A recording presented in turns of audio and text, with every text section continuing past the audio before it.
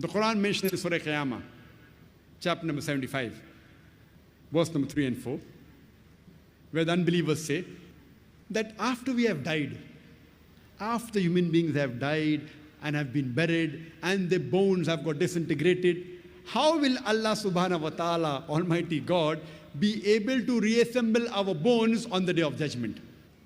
So Allah gives a reply that tells them, Allah can not only reconstruct the bones, He can even reconstruct in perfect order the very tips of your fingers.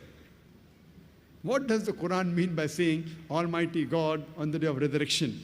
He can not only reconstruct your bones, He can even reconstruct in perfect order the very tips of your fingers. It was in 1880 that Sir Francis Gould, he discovered the fingerprinting method. And he said that no two fingerprints, even in a million human beings, can be identical. And today, people use the fingerprinting method, especially the police, the FBI, the CIA, the CID, to identify the criminal, the robber.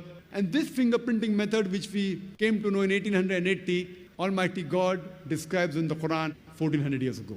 He can not only reconstruct your bones, He can reconstruct in perfect order the very tips of your fingers.